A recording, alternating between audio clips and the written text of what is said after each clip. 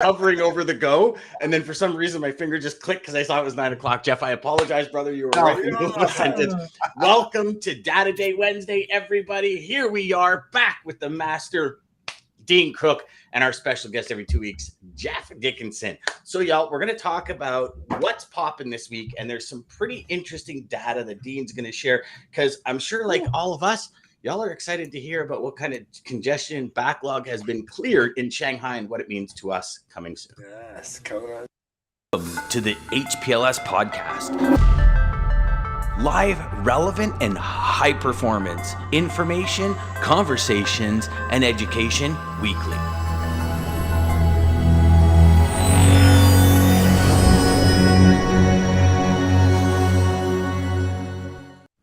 Man, Richard by far takes it this morning. Yes, Richard got his first time up there. Yeah. I know he has been. He probably booby trapped. He figured out some IP address for someone else and blocked everybody's IP and got in. He wanted it. He wanted it this time, guys. Good morning, Richard. So, good morning, everybody. Yeah, morning. Oh, Wednesday is here. Data Day, one of my favorite days ever in the week. And you know, Dean. So, Dean, you like that little video intro we got for Lane of the Day? Thank you very much for supplying those for the last couple of days here. Thank you. Good morning, John. Good morning, brother. So, Dean, the question that everyone's been waiting to get answered is: last week we talked about a specific number of vessels in Shanghai. Where are we at this week? And if you can just quickly recap last week for those that might have missed the show. Yeah, I mean, I think it was the 1st of June that Shanghai reopened, right? So we know that a lot of the vessels that would have normally gone to Shanghai went next door to Ningbo, where the restrictions weren't as severe in the regional lockdown of truckers getting in and out of the ports with the freight. So when we looked at the number of vessels sitting there waiting, it's well over 400 still. I think Vessel Value put a number out this morning or yesterday on Twitter saying that they're down to about 30 hours wait time from 69 at the peak of the lockdown in April. So it appears that congestion's easing and the fluidity is coming back into that particular port region.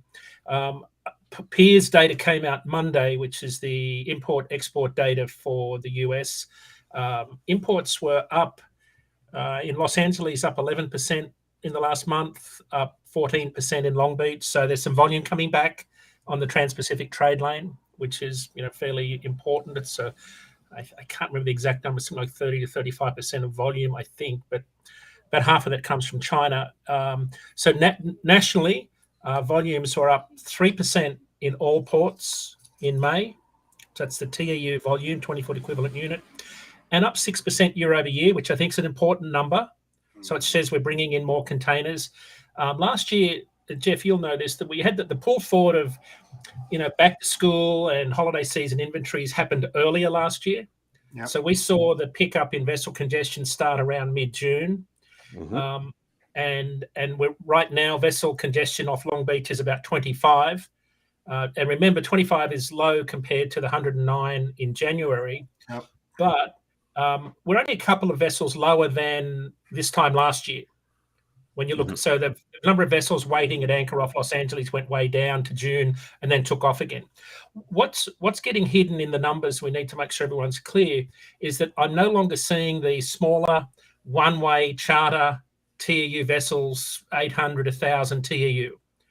So a lot of carriers and 3PLs and firms hired their own vessels to do a one-way charter to bring in their own customer freight last year.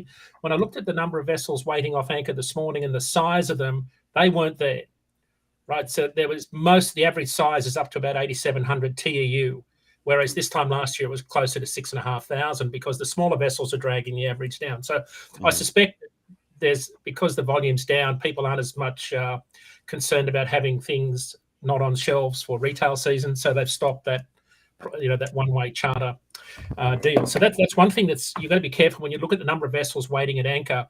Remember, last year was sort of an outlier because there were a lot of smaller vessels in that total number.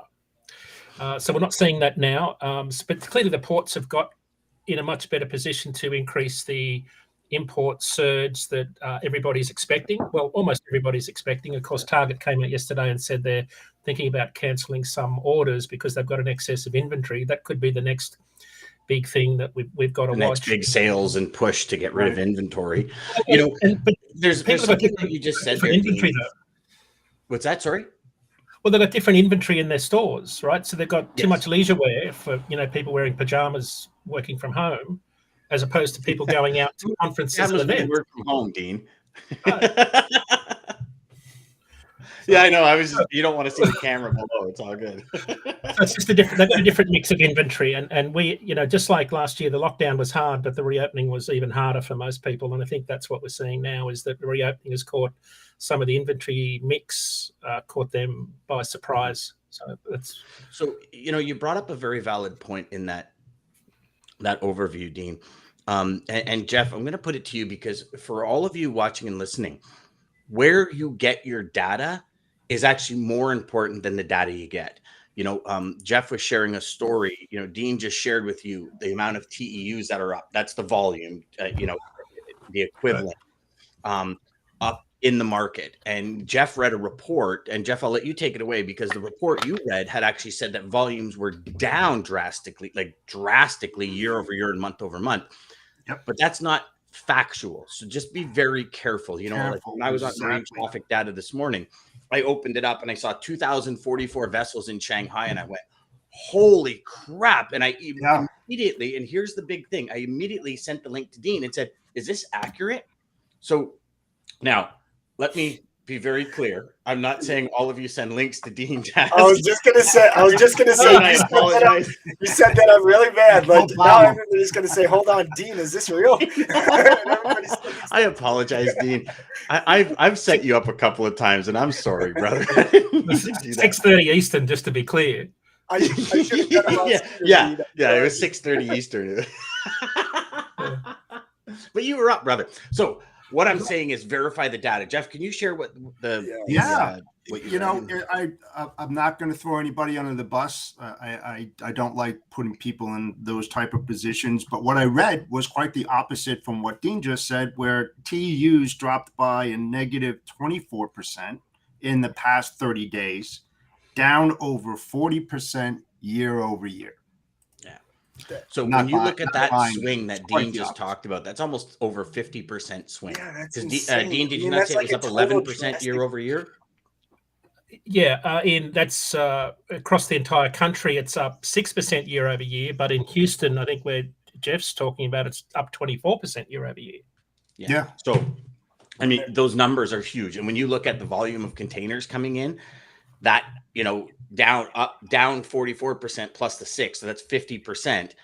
That's a crazy number of containers if you were to take annual volume, right? Like that's just insane. So that was just a quick side note for y'all. Just be careful of where you get your data. Like if you want the straight up real data, follow Dean's show on Tuesday, follow that, because they deliver the straight goods. And be very careful where you get your data. And if you get it from a source, check that source before you share it. Because we were talking about before we went on air that imagine if you shared that article, that conversation that Jeff was talking about with a customer, and then the customer does some quick research and realizes you're so far off the mark. Like that strategy of I'm going to be the resource for my customer has just turned into OMG, you look horrible. Like you have no idea what you're talking about, right? So I want to stress it again to be very careful. So, all right, Dean, what's popping in the world of logistics this week, brother? Yeah, a couple of stories that I've seen emerge this week. Journal of Commerce had a really good story out on last week, I think it was, about West Coast port congestion. And it piqued my interest because I thought, oh, surely they're not talking about vessel congestion, because they've got very good at, I think, getting more vessels through the ports. Even though there's still 25 vessels waiting at anchor, they seem to have gotten better. Maybe that's because they've leased more space to handle more of the physical volume. But the story was really talking about container chassis and dwell times, so rail dwell times. And the inference was that container dwell times in LA Long Beach area are up to about 9.6 days. And that's about what they said was it's about 3 times what they need for normal port fluidity. And dwell time is, I think, what they're determining as the amount of time that containers spend getting unloaded and reloaded, I guess, in terms of those street changes that they do. But the article was talking, and it said that we're still trying to get shippers to unload the containers. So anyway, the story was that, and it turned out that that's exactly what's happening. Whenever we see, and the other part of the story was that the rail side of the network is having issues trying to get capacity in place also. So there was two things happening. Chassis shortages have been a problem for a long time, but the railroads are having trouble trying to get the equipment in place and get the capacity. So whenever I see that, I immediately think, oh, that means we'll see a repeat of last year, where eventually that surge volume, whenever you see your sort of the bulk of your capacity struggling, it means that the surge volume will flip over to the truckload spot market eventually. And it looks like it's happening now. And I'll share with you a couple of data points that kind of support what we're seeing, because I look at the Long Beach and Los Angeles volumes are up 11% and 14% month over month. There's more volume coming back to that Transpac trade lane. But one of the benchmark lanes that I look at where truckload competes very heavily with intermodal is Los Angeles, Chicago. And just last week, spot rates reversed their 6-month slide, but only increased a penny per mile to $1.65 line haul. And why that's important is that's still 89 cents a mile lower than this time last year. So rates are really, really low. And if you think about if you're a shipper and you've got really low truckload rates and you've got port congestion and intermodal capacity issues, truckload's a good alternative. And that's and we saw the same last year.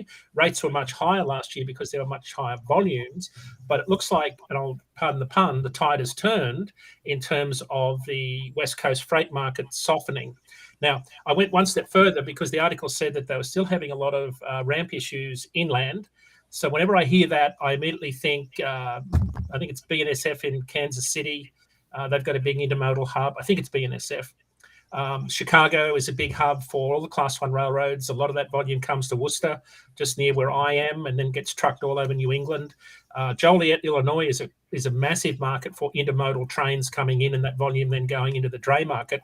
So I had to look at those three markets because there's always a correlation between capacity issues in intermodal hubs and truckloads. So Joliet, Illinois, spot rates are up penny per mile after dropping for the previous 4 weeks. Chicago to the northeast hub of Worcester, up 11 cents per mile after decreasing for the prior 5 months. Right. Outbound spot rates Midwest, Kansas City to I think it was Lakeland increased for the 3rd week in a row. So it looks like that trend that we saw, where import volumes were, not affecting the truckload market has reversed. And why that's important, I think, for our listeners and viewers is we're only just at the start of the peak import season. Now, the caveat there is we don't know whether all of the blanked sailings in Asia will come back into capacity. Jeff can probably answer this better than I can. But a lot of the alliances cancelled up to 40% of their scheduled sailings between week 17 and week 23. So they actually pull those ships out of the circuit. That reduces capacity. And I think it's a chicken or the egg question. What came first? Is there less volume coming out of Asia because there were fewer ships? Or is there, are there fewer ships because they're seeing less demand? So that's what I don't know is, when they blank a sailing, that's because there isn't the capacity there, or sometimes the big alliances blank sailings to control price. So they pull the capacity out of the market to maintain their margins. What I don't know is that are they not seeing the volume surge build up coming back to the US, or is it just there were no ships to put the containers on because they blanked the sailings and parked the vessel? So that's an open question that we've got to watch. But it looks like things are getting back to normal in Shanghai. Things are starting to move again, and we're just at the start of that peak season shipping trend. Now with things getting back to normal, things starting to move again, would it not be safe to say when it comes to even Houston, LB, LA, all these ports that were so congested a couple of months ago, are we not going to see the same thing happen? So, all these inbound lanes, truckload rates are going to start going up because they're going to be in higher demand. The rail is going to get even busier. Like all of these things I see kind of repeating itself from last year at a different level, because last year it was a consistent flow. Now we've had a zero flow for like Chinese New Year, now Shanghai being shut down and all this in such a short period of time. Right. Yeah. Is this not going to create like tidal wave that hits North America? I think it's possible. I mean, one of the things that the JOC article said that lull in import volumes has allowed a lot of these ports to clear their backlogs. So exactly. And if you look at like what it's been 37, 40 something days since Shanghai shipped a container out until the 1st of June. And LA is still backlogged, even at 29, but it's still backlogged. Like even with that like reprieve of 0 containers coming, or I shouldn't say 0, but way less containers coming in, there's still a backlog. Well, there's still a shift of volume to the East Coast. So don't forget, East Coast import volumes are up 9% year over year, only up 1% on the West Coast. But there was a definite trend in the last month. I think it was really interesting. East Coast volumes only went up 1% in the last month, whereas West Coast volumes went up 9%. So, again, I'm not sure how to read into that because one month's a data point doesn't make a trend. But there's definitely been a trend to, as we were talking about with Jeff before the show, there's been a trend towards ports not called Los Angeles and Long Beach, right? And they've been handling a lot more of that volume. I don't know whether shippers will continue that trend. It's logical to think that they will, and we'll see a repeat of what we saw last year, which is more congestion, more port volumes at ports, smaller ports in other areas around the country. Which will then create more OTR freight in those areas, rail congestion in those areas, and port congestion in those areas, right? And anyone that ships freight to or from those areas has to be careful, just like what we saw with a ton of people in the Texas area where, their rates going into Texas dropped by 30, 40, 50 cents a mile almost overnight. Yeah, and something in regards to congestion, the other massive issue that the ports have right now, and I'm seeing it firsthand, is the appointment process. The appointment process for both in-gating and out-gating is outdated. It's mismanaged, to say the least. It's like when you go to a concert and you want to buy a ticket, right? You go to pay for a ticket and they go, it's sold out. So the problem that I have with that, and I'm sure that our viewers have that if they're doing any international business, is that they get the appointment, and when they go in there to either in-gate a container, out-gate one, we're not accepting anything anymore. So why didn't you tell us that in the beginning? Because it's such a waste of money on so many fronts. And then who pays for it? The shipper, the demurrage, the custom brokerage houses that have to pay that. When they went in and they were somewhat guaranteed an appointment, they go there at the appointed time and they're kicked away. I mean, it's totally unfair. And, I hate to say it, but you wonder why these steamship lines are posting billions of dollars quarterly in profits. I mean, they have to change the process. I mean, everybody out there has this problem. And when it gets to peak season, and now you combine that problem with the appointment process, we're in deep trouble. We're going to be in deep trouble. The intermodal, cross docks, warehouses, dray carriers, OTR. I mean, I could just keep on rolling them off. Yep. They're all going to be impacted somewhat. I'm in a let's call it a heated conversation over an argument with a 4PL and a steamship line right now, because we had a container come in for a customer. Once it got released, it literally went right from the port to his door. He turned it around in 3 hours and sent it back, and there's 5 days to merge on the container. And I'm like, not a chance. I'm like, no, it sat at the port for 5 days ago. But again, why is that my problem? In the end, it is my customer's problem, because in the end, he will have to pay it. But I'm fighting because I don't believe that's fair.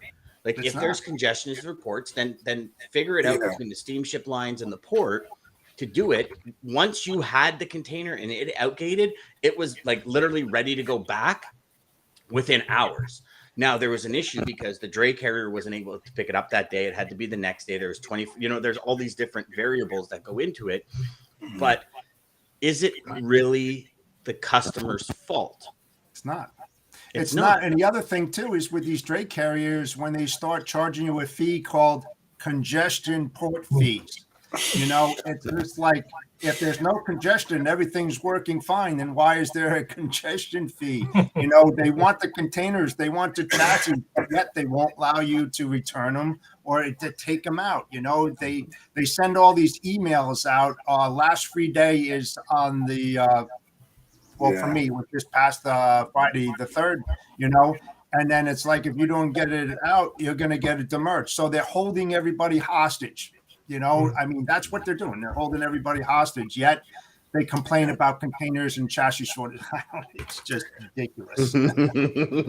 I'm sure we could do like a 4-hour show just on that. Oh gosh, yeah. You could go on for hours. You know, I've always said, I've always been curious, and Jeff, maybe you know this. How do dray carriers make money? Because I know I was doing thousands of containers a year, and I remember when we would go in with 10 trucks in one day, and these guys would sit there for 5-6 hours waiting for a container, especially in Montreal. And we're talking 5 years ago, and it would be $350. And I'm like, I would not sit anywhere for 4 hours for $350. No. Just wouldn't happen.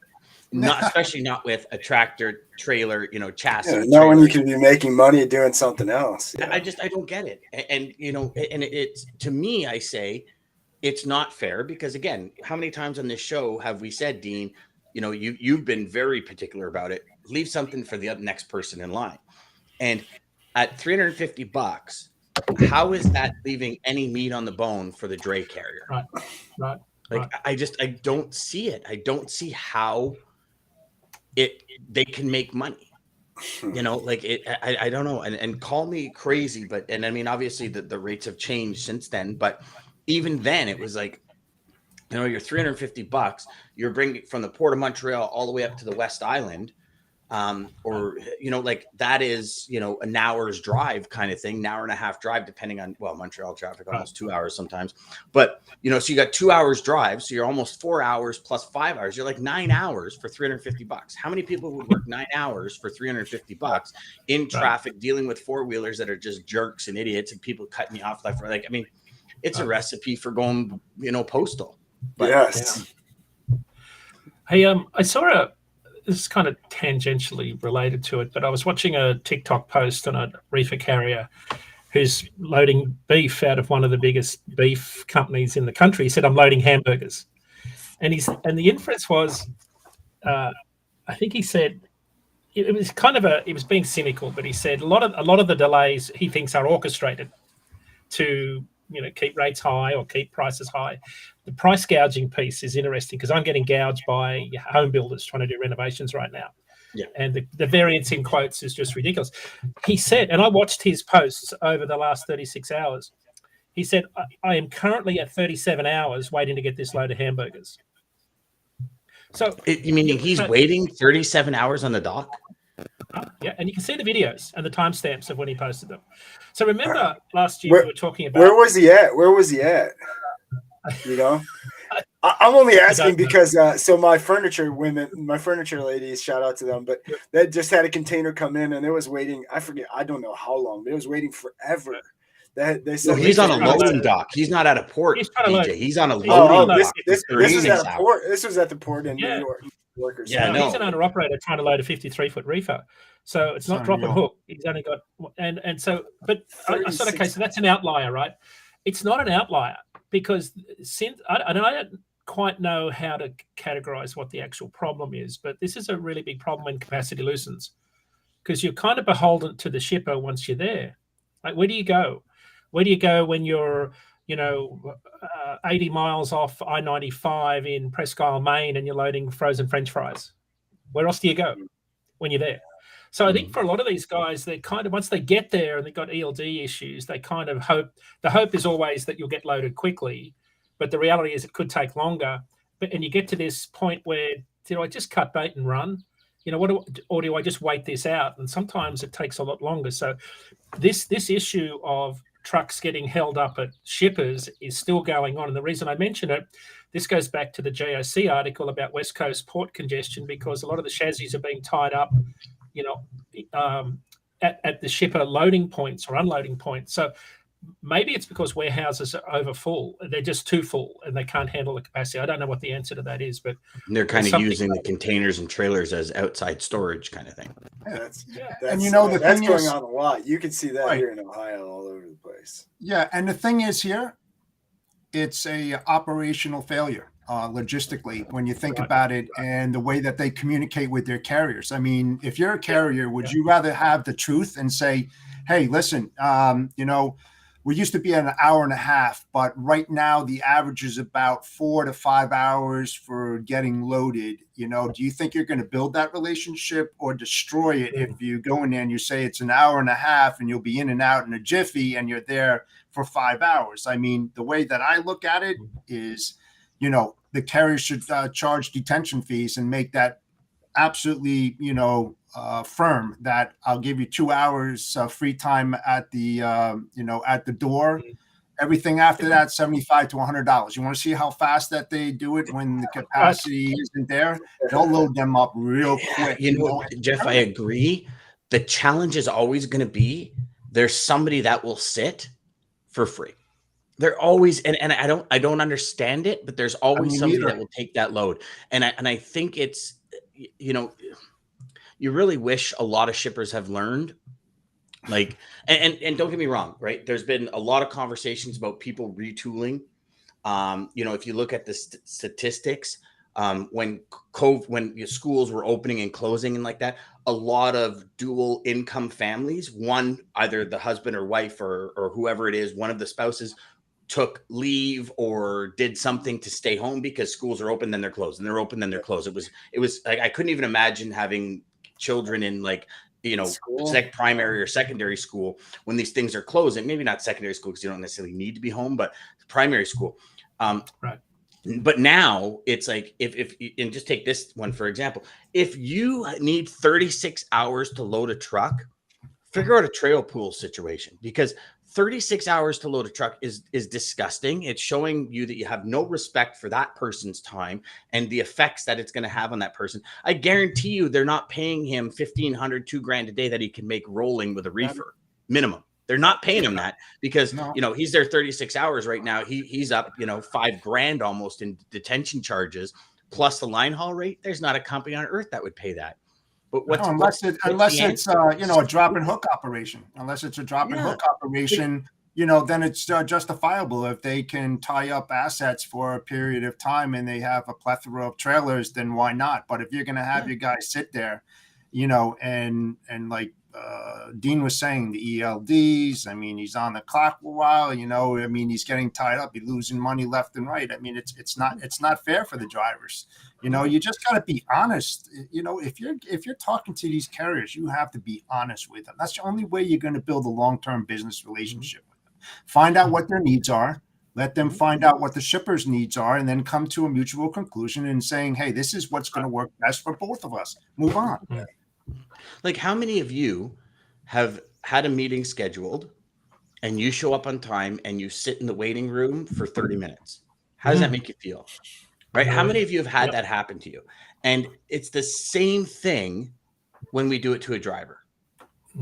It's like, I don't know how many times I've sat in doctors' offices or at prospects' offices. And it's like, I'm looking, I'm like, listen, we had a meeting 30 minutes ago. And I've gone up to the receptionist and said, listen, like, I had a meeting 30 minutes ago. Is this going to happen or not? Because with all due respect, like, my time's worth something as well. And I'm sorry if I sound like a jerk, but to just leave me sitting here is ignorant. And it kind of makes me feel like I don't even want to do business with you.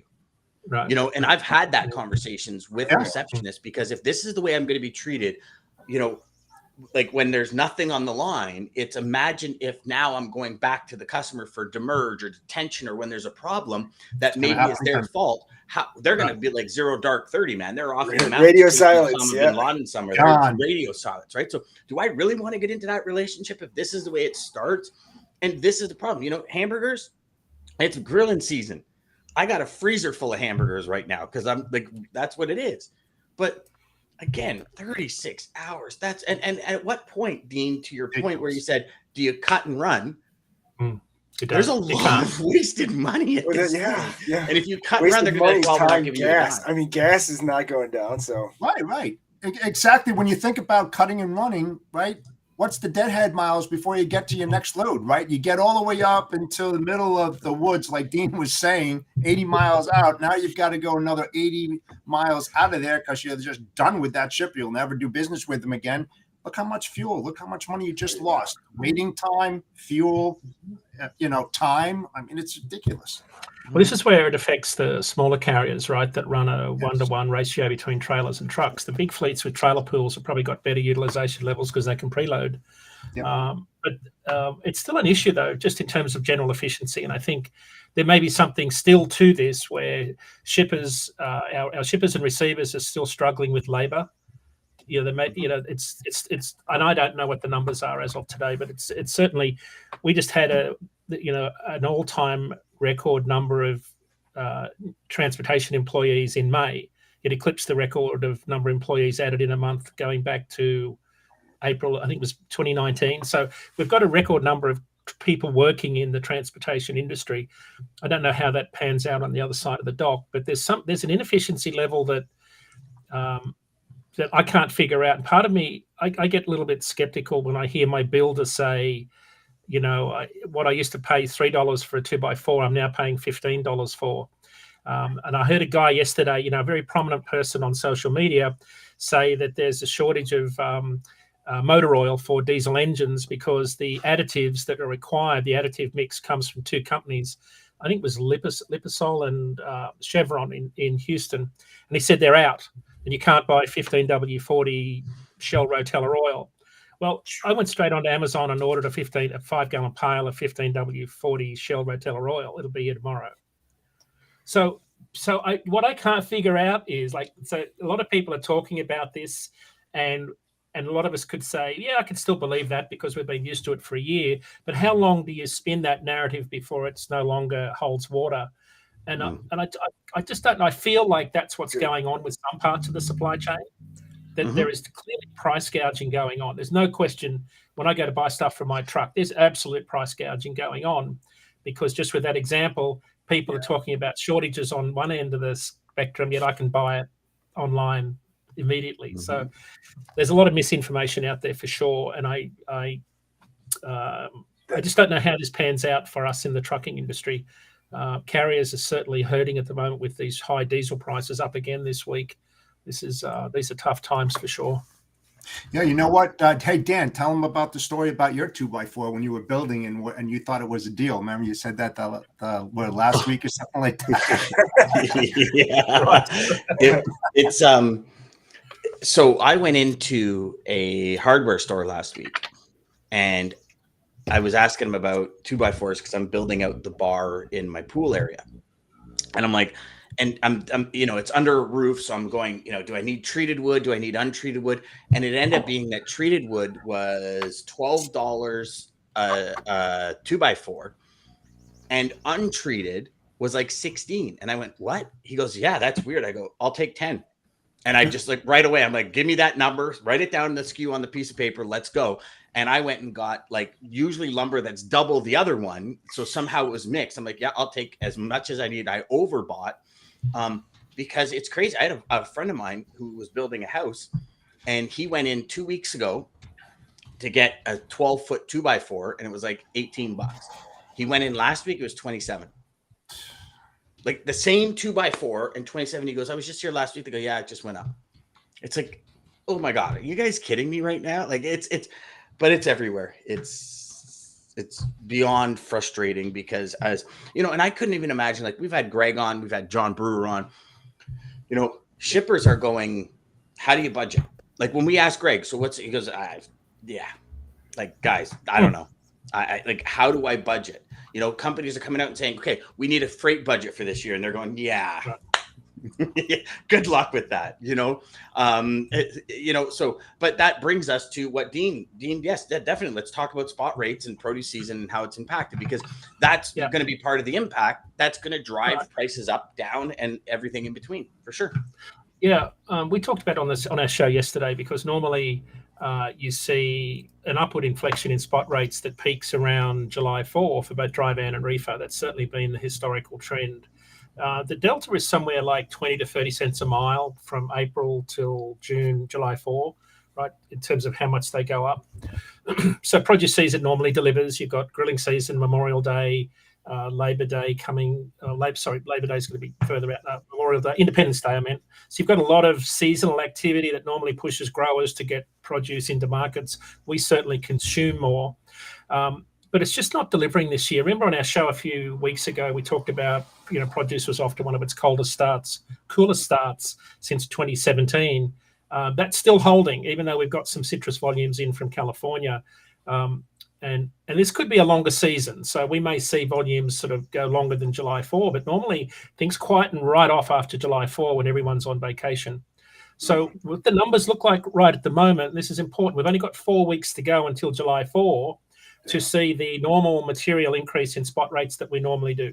So first part is rates of the slide that we've seen for the first 5 months has been halted. So spot rates have flattened out and trending up a little bit in dry van, not so much in reefer. Reefer's still looking like they want to go down more. Flatbed's holding its own and going up. So flatbed's very different for lots of reasons. So I looked at USDA data for meat, dairy, poultry, anything that requires refrigeration. The volume, the tonnage that's in cold stores as at the end of May was down 13% year to date compared to all of the previous years. So we've got less refrigerated volume moving. And I don't like to compare to last year because last year was such an abnormal year. So we've got fewer tonnage. In truckload volumes, the amount of volume that's sort of non-fruit and veg is down 1,600 truckloads a week. So it's not a huge number, but it's not going up. It's actually going down. Then I looked at the produce numbers because what I was trying to figure out is where's the demand going to come from with all this capacity to push spot rates up. So in the week immediately after Memorial Day, produce volumes typically drop because there's a surge to get the volume into the markets. We all party, have the weekend off, then volumes drop I think it was last week they dropped. They normally drop, the average decrease is about 6% or 10,000 fewer loads in that week after, right? Last week, the drop was 9% or 15,000 loads. So we had a steeper drop off last week. So national volumes are down 18% year over year. It means that we're moving about 32,000 fewer truckloads last week than the same week last year. So 31, that's a lot of truckloads. Now, what the biggest part of that is 21,000 of those are from California, fewer loads out of the West Coast. About 1,200 fewer loads out of the Southeast, where produce season's well and truly underway. So we're just seeing less volume in the market compared to year over year. So what I did is I looked at this period from 1st of March to 4th of July, when demand normally sort of, I won't say surges, but produce volumes increase significantly and it drives rates up. So if June is the equivalent to the average of the last 6 Junes, then truckload produce volumes, this is the weekly number of truckloads in that period from March 1st to July 4, will only have increased 1%. The average in that previous years is 12%. Wow. So you normally see a 12% increase in the volume of weekly truckloads, 3.1 to 7.4. Even if I'm generous and look at June numbers and say, I'll add a little bit more in there, at most it's like a 2% increase over that period of time. So that's why we've been saying for a while is that we just don't see spot rates having that material increase this season that we normally do because the demand just isn't there for lots of different reasons. So we've been talking about spot rates. I think I use the words they'll kind of bounce around right through, for the most part of this year. That's certainly what it looks like. And I think the interesting thing, I'd love to get your perspective on this, Jeff, but spot rates are holding at about 2018 levels. When you look at dry van and reefer, very, very similar data points. This year, even in flatbed, looks a lot like 2018 did from a demand and capacity perspective.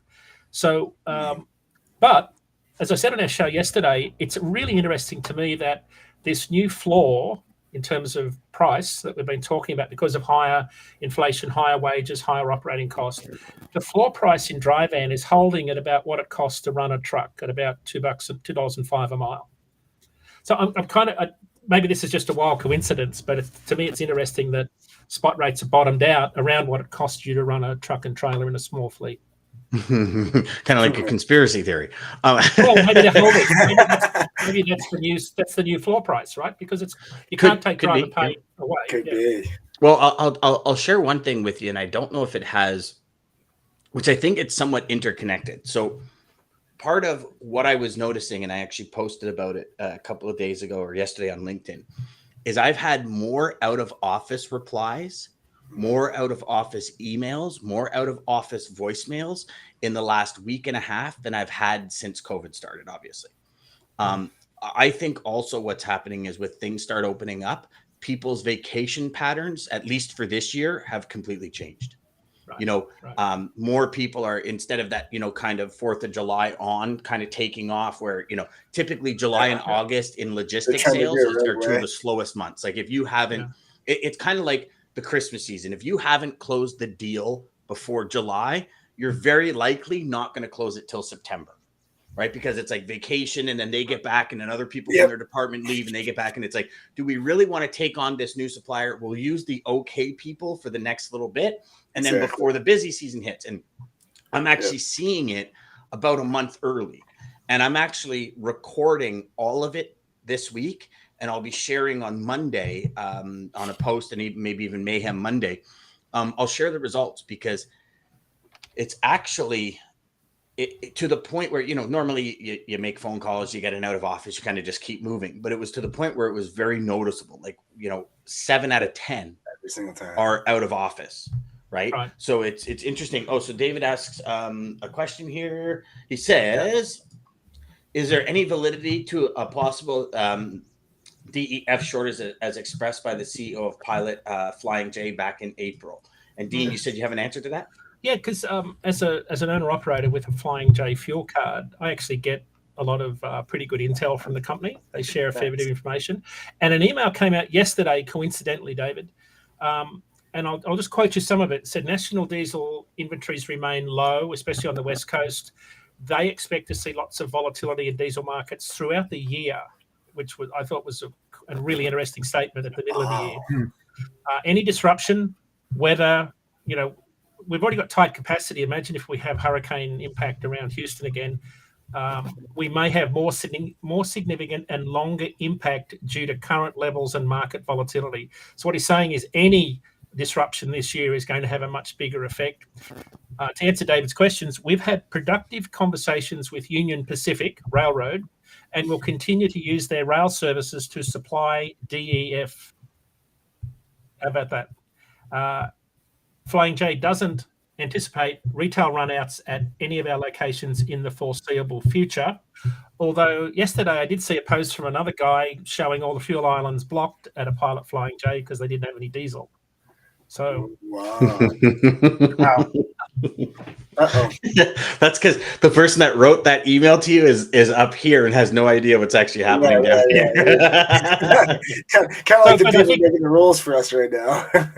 There's some truth to it. I think David raised a really good point. There's clearly some truth to this, and there's some shortages going on, just like there's shortages of additives and all sorts of things in the supply chain. Mm-hmm. Wow. Yeah, there's huge. I mean, just even on the snowmobile front, they're talking about huge shortages of injector oil. A lot of different things. And it's a friend of mine is ordered a new sled, and he's already got emails back saying, hey, listen, we're having shortages of this and that, and dyes for the paints. I told you guys about a buddy of mine who's very high up at one of the largest paint companies on the planet. And he says, like, it's insane what's happening. And it's not just, it's parts that are needed or components or material that's needed to get things done. It's insane. It's insane what's going on. Question, Jeff? Yeah, Dean, two things. What's your take on the food shortage? I've been reading in the papers all the time, all these pictures of the shelves being empty, people trying. I know you were talking about hamburgers before and all of that, but it just seems like a lot of articles on this topic. And I just wanted to see what your take was on that. Yeah, so my wife owns a catering business. They've got a high-end catering business here in Boston.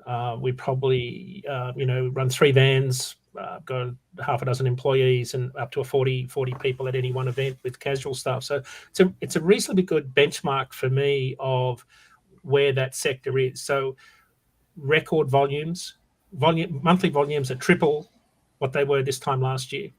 Had to buy more fridges, had to buy another van this month just to keep up with demand, because we're seeing this pent-up demand for all sorts of events. So there's more demand right now. But to answer your question specifically, I don't see it at my retail supermarket down the road. I don't see anything that mirrors that. What they are seeing is outages at Restaurant Depot, where they normally would go to buy supplies. And instead of going to just Restaurant Depot, they've got to go to 4 locations to get the same inventory. And it's not just food, right? It's supplies, plastic spoons, napkins, all sorts of things. So there is something to it. At the retail side, I'm not seeing it, but at the wholesale side, there's definitely something going on there that's affecting the volumes. And I don't know whether it's a packaging problem. Like, people are still struggling to go back from, because there's a shift from delivering to the home, right? Mm-hmm. Online retail buying, which is a different product mix, different packaging mix, shifting back to, remember, a lot of these big manufacturers cut down a lot of their production lines to just deliver certain types of food type content, packaging. Yep. And now I think that some of them are probably struggling to retool and reopen up these other production lines to go back to where they were. That's what it appears like. So, baby formula coming from Australia. Yeah. Well, and and it's also going out to more restaurants now. You're asking for things on the menu, and we don't quite have that yet.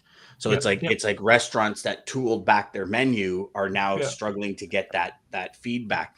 I can say I do the grocery shopping, and I'm about 1 or 2 items a grocery shop that I can't seem to find, or like we do the fiber 1 bar thing as opposed to like granola bars, like the dips and I'll go and I'll see like 2 boxes one time and I'll get both. Whereas normally I would never have to buy 2. You just kind of buy one, the next week you go buy another one. But the next week there'll be none. It'll be empty. And then the next week there'll be 3 or 4 boxes. Then the next week it'll be done. Then the next week there'll be like 12. So and I go, like, it's typically the same day every week that I go shopping. So what I'm finding is just like 1 or 2 items that aren't quite there. Like, for example, for the dog food I make the dogs, I want to get frozen chopped spinach. Sometimes I'll have to get whole leaf spinach and chop it myself because there's no frozen chopped spinach. But the next week it'll be back. So it's a good point. We were talking about food shortages. I don't have kids, but of course there's a lot of people that have babies where they need baby formula. And Richard makes a good point. I read yesterday that one of the big factories are reopening. Abbott are going to restart their production, but it won't end the shortage fast enough. So there's definitely shortages going on with some things for sure. So do we know why they stopped production? I don't. Because that would be interesting, because you would think if you look at, it'd be interesting to see the stat of how many babies are now being born because of COVID, because of everybody at home. You know what I mean? Almost like that baby boomer situation where it's, everyone came back from the war. It was like babies. And I just realized that reference. That's sorry. But, so you wonder if that's going to be a spike. And maybe we just weren't ready for it if it's a shortage because there's twice as many babies that were born. You know what I mean? I don't know I don't know that answer, but it fares that there's a data point that we might need to research here. So what else we got for today, boys? Yeah. Hey, Dean, you're talking about the flatbed industry and everything. Well, I'll tell you what, West Virginia is up there. I mean, take a look at your graphs, like 64 to 64.4 to 1. Yeah. I mean, it's red hot. I mean, we were talking about Texas and the oil fields last week, and I'm just amazed how much coming out of West Virginia. Tremendous. Yeah, it's not a huge freight market in terms of volume, but really a strategic one. I'm just quickly pulling up some rates here to see. Yeah, this is interesting because a lot of volume, we talked about it on the show before. Canada is a huge export market for West Virginia. I think it's its largest export location. Flatbed rates from Huntington, Virginia to Toronto, excluding fuel, up to $3.45 today. That's $1.50 more than this time a year ago. So that's just flatbed. So capacity is still tight on that lane. And I'll quickly look at dry van just to see if similar story, up to $3.75 this week. That's up about $1.80 on this time last year. So lots of very tight capacity in that lane at the moment. Yep. Interesting. There's a few other good comments too. Meg said there's a recall, but then also Richard, you said allegedly. I actually seen the pallets. There was tons of pallets down there for all the illegals coming in. So Maggie's saying there's a shortage because of recall. Babies got sick from what Trish is back to possibly their play. Got it. Okay, and then a ton was shipped to the southern border allegedly. That's true. Crazy. Yeah, definitely. That's actually interesting because that can happen fairly quick when there's a recall. I remember when there was a beef recall when it was like mad cow disease out in Alberta and all that, and down in Texas years ago. I mean, the beef just skyrocketed because there was tens of thousands, hundreds of thousands of cows that had to be slaughtered because they were just bad. So yeah, it happens definitely. Crazy. Yeah, same with the bird flu. When that farmer destroyed, I forgot how many millions of chickens. It was unbelievable. A couple weeks ago. You wonder why, Walmart used to have 2 packs of chicken breasts for $20. Yeah. And it was like typically 5, the odd time you get a 6, but it was definitely 5 chicken breasts in a pack. And that was the go-to. Now you get 6 for $23.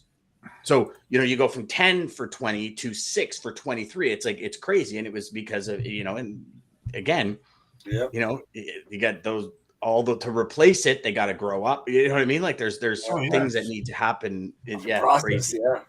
Crazy. But you know what? I think in the end, it's obviously going to be a retooling, and those that retool faster are the ones that are going to come out victorious. That's the way it is. Yes. It's just paying attention to the data. Yeah, absolutely. I was just pulling some data while we were chatting there. It's interesting. Average outbound rates out of Virginia are up 37 cents in the last month. So capacity is really tightening for anything outbound from West Virginia. That's dry van. So dry van is up 37 cents in a month, which is interesting, right? Because rates have been dropping everywhere else. Yeah. But there are still some lanes where rates are actually doing the exact opposite. Reefer rates went up 30 cents. Now they're back 18 last week. And flatbed outbound line haul rate map for West Virginia is back to 3.77. So it's cool. No, it's up actually 3 cents this week. So yeah, very tight capacity in some regions. Again, data is very important. People have been hearing, rates have been dropping, but in some areas it's doing the exact opposite because of the imbalance of capacity, which is very important for your customers to know. Yes. Yeah. Extremely. Very important. Yes. All right, DJ, what do you got today, brother? Yes, thank you guys. For joining us like you do. Thank you, Jeff, for joining us every other Wednesday like you are now. Great to have you on here with us. Dean, as always, thank you so much for all of your amazing information. Yes, thank you, both of you. It really helps. Guys, follow the data. It's, this is good data. Good data. Good data. You can either be blind trying to find your way to your target, or follow some checkpoints and some data and figure it out, or at least stay in the lines. But you got to follow the data. But again, thank you everybody for joining us weekly and daily right here, Sales Chatter Live, 9 a.m. to 9:30 Eastern Standard Time. Again, our show for our Wednesday Triple D days, so that's why we are going an hour today. Tomorrow we got a great guest, don't miss out. And then obviously Fridays wins and lessons. I think we'll have Mark on, right? And maybe I think Mark's back from Portugal. He was golfing last week, so he should be back. Join us. She did, and I'm sure he's going to have some kind of new hat that he's going to share with us. So it'd be cool. Oh, great! Yes, even better. Now I'm excited. And to throw Daman up there, and thank you to Centurion Trucking and American Logistics, and thank you for joining us like you do every day, Daman, and making this possible. So seriously, thank you for what you do. Thanks. Again, thank you everybody. Great quote, I think, to take us out. This came from I don't even know where it came from. So it doesn't have anybody, but I love it. Data is like water. Neglect its quality and fear the indigestion. Oh, I love it. I love it. Daman, stick around. This one's for you, my friend. Centurion Trucking, our motto is people before profit. Today's market requires more transparency, consistency, and focus on what our clients need to win. Centurion Trucking and American Logistics are poised to help their clients achieve and surpass their targets. If you're looking for a team that honors your needs, dreams, and aspirations, then get a hold of Daman at American Logistics or Centurion Trucking and start designing your career to